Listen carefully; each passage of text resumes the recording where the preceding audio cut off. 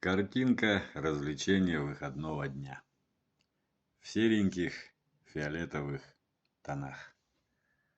Выполнена на холсте собственного производства.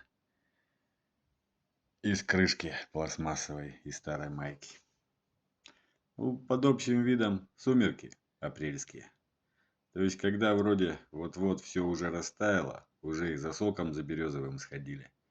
А перед Пасхой раз, и снова снег выпал.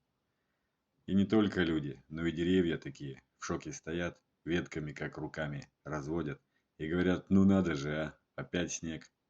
Типа: опять метель, какого фига, ведь уже апрель. В общем, картинка в фиолетовых тонах.